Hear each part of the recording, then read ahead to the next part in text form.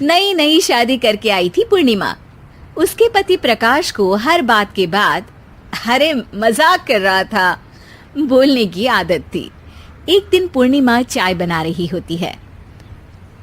सुनो ना, ये मसाला चाय में सच में अगर मिर्ची, नमक, प्याज, लहसुन वगैरह का पेस्ट मिला दे तो चाय मसालेदार हो जाएगी ना। अरे आप कुछ भी मत बोलिए।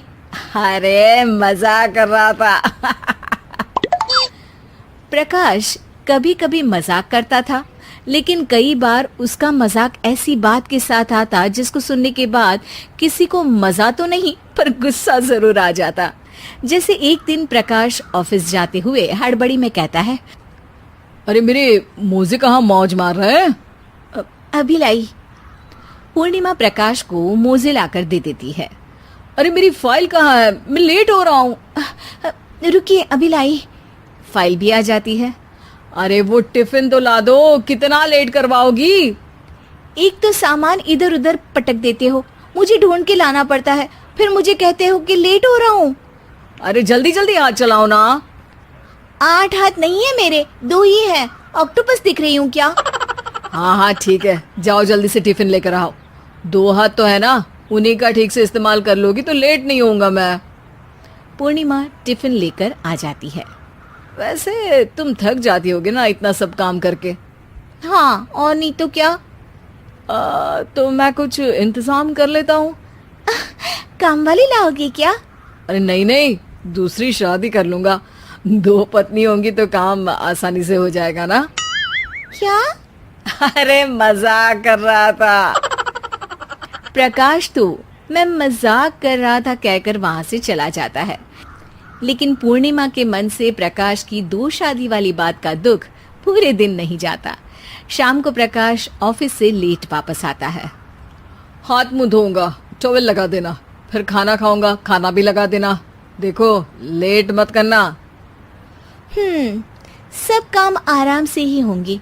आप भी तो लेट आए हो ना ऑफिस से। अरे यार मैं काम कर रहा था ऑफिस में, तुम क्या कर रही हो? घर में जो खाना, साफ सफाई ये सब होता है ना, इसको भी काम ही कहते हैं वैसे। अरे ठीक है, मैं ही कुछ करता हूँ तुम्हारी मदद के लिए।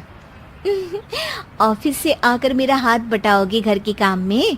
अरे नहीं, दूसरी शादी कर लूंगा ताकि सफाई तुम कर लो और खाना दूसरी बीवी बना ले। प्रकाश तुम ना थोड़ा सोच समझ के बोला करो। अरे मजाक कर रहा था यार। प्रकाश और पूर्णिमा साथ में बैठकर खाना खा रहे होते हैं।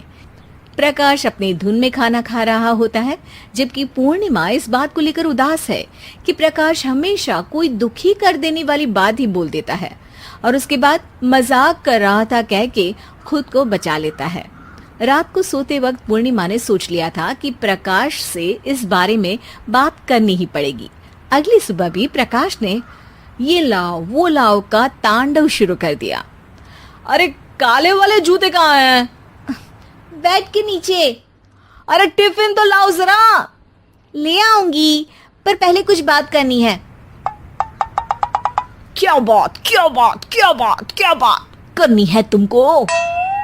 ये जो रोज दूसरी शादी करने की बात करते रहते हो ना आप, मेरा मन दुखी हो जाता है।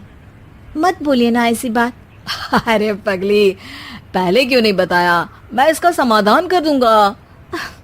अब बोलना छोड़ दोगे ना? अरे नहीं, दूसरी शादी कर लूंगा ताकि उसको तो बोल पाऊं।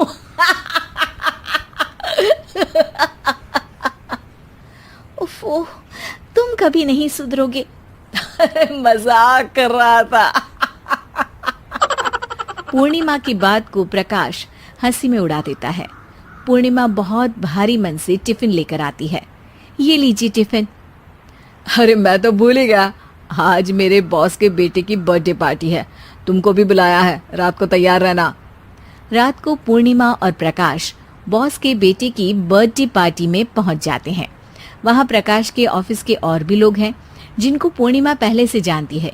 केक कटता है, लोग खाना खा रहे होते हैं। वहीं पूर्णिमा और प्रकाश ऑफिस के लोगों के साथ बैठे बात कर रहे होते हैं। मेरे हस्बैंड तो खुद काम भी करते हैं और बच्चों को भी संभाल लेते हैं। हाँ भाई, अरे घर के थोड़े बहुत काम तो करने ही होते हैं ना। मेरी पत्नी भी अकेले सब कब तक करेगी? मैं तो सिर्फ ऑफिस का ही काम करता हूँ, घर का सब काम तो पूर्णिमा ही करती है। पूर्णिमा, तुम अकेले सब कैसे कर पाती हो? नहीं जी, बहुत थक जाती हूँ वैसे। तो प्रकाश से हेल्प ले लिया करो ना। अरे बोला तो है इनको, पर इन्हें लगता है कि ऑफिस का काम ही सब कुछ है, तो मैंने भी एक समाधान सोच लिया है। अच्छा, क्या पूर्णिमा, घर में काम वाली बाई रखोगी क्या? अरे नहीं, दूसरी शादी करूंगी ताकि एक हस्बैंड ऑफिस का काम कर ले और एक मेरे घर में मदद कर ले। पूर्णिमा की बात सुनते ही सबको सांप सूंघ जाता है और प्रकाश के मुंह से तो केक का टुकड़ा गिर जाता है। अरे क्या बोल रही हो? कुछ पता भी है क्या? अरे मजाक कर रही थी, वैसे ही जैसे तुम करते हो। प्रकाश का मुंह खुला का खुला रह जाता है और उनकी आंखें भी खुल जाती है। प्रकाश समझ जाता है कि हर बात के पीछे अरे मजाक कर रहा था बोलने से वो बात मजाक नहीं हो जाती।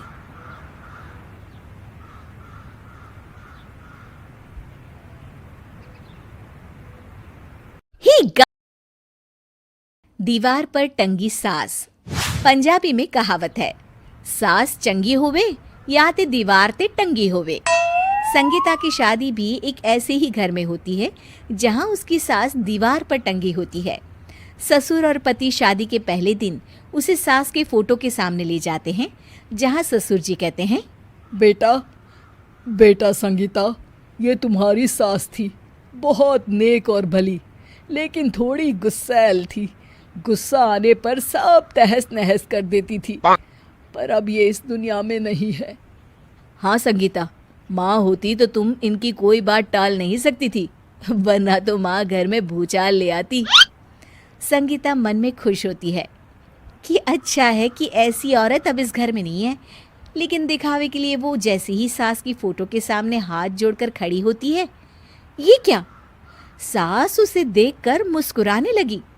संगीता आंखों को मलकर एक बार फिर से देखती है, लेकिन फिर सास के चेहरे का भाव, भंगिमा यानी एक्सप्रेशन बिल्कुल बदले होते हैं। वो अपने पति और ससुर को कहती है, माँ की तस्वीर तो स्माइल कर रही है। ना ना बेटी, ये कैसे संभव है? जरूर तुम्हें कोई गलती हुई होगी, ऐसा कैसे हो सकता है? लगता है तुम शादी की सारी फॉर्मेलिटी करते करते थक गई हो, तुम्हें आराम की जरूरत है संगीता। खैर, सारे संगीता की बात को इग्नोर कर कमरे में चले जाते हैं। वैसे सास की फोटो पर एक्सप्रेशन एक के बाद एक बदलते ही रहते हैं। सुबह होती है, पति और ससुर को काम पर भेजकर संगीता कमरे की सफाई करने में लग जाती है कि तभी उसे आवाज आती है, टेबल ठीक से साफ करो। ऐसे भी कोई टेबल साफ करता है? इससे अच्छा तो ये गंदा ही था। किसी औरत की आवाज सुन संगीता दंग रह जाती है और सोचने लगती है कि आवाज कहाँ से आई। आवाज को नजरअंदाज कर वो फिर से अपना काम करना शुरू करती है, लेकिन इस बार तो आवाज बिल्कुल उसके कान के पास से आती है। मेरा घर है ये, जब तक मैं थी चमका कर रखती थी, हर एक चीज शीशे की तरह थी। तुम्हें तो ना सफाई आती है ना कुछ पता है। क्यों तुम्हें मेरे घर की जिम्मेदारी दे दी गई है? पता नहीं तुम में मेरे बेटे को क्या दिखाई दिया। मैं होती तो एक से बढ़कर एक लड़कियों की लाइन लगा देती। अब संगीता को समझने में देर नहीं लगी कि ये आवाज किसी और की नहीं बल्कि उसकी सास की है, जो दीवार पर टंगी है। वो उसके पास जाती है और कहती है, नमस्ते सासू माँ, मुझे तो कल ही लग रहा था कि दीवार में कुछ काला है। वो दीवार नहीं, दाल होती है पगली। सही पकड़े हैं सासू माँ। तो क्या हो गया आपको जो आप यहाँ भी चैन से नहीं बैठी हैं? सुना मैंने आपका व्यवहार काफी गुस्से वाला था।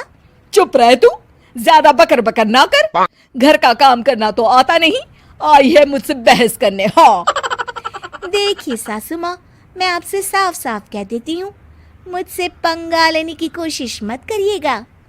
तभी पीछे से संगीता का पति आता है। अरे संगीता, किससे बात कर रही हो? कौन है वहाँ? संगीता की सास की फोटो फिर से पहले जैसी हो जाती है। आपकी माँ से कह रही थी कि मुझे काम करना आता। अरे संगीता, माना सास के ताने हर बहू को अच्छे लगते हैं, लेकिन यहाँ तो माँ है ही नहीं, तुम तो फोटो से ही तुम भी लाजवाब हो संगीता।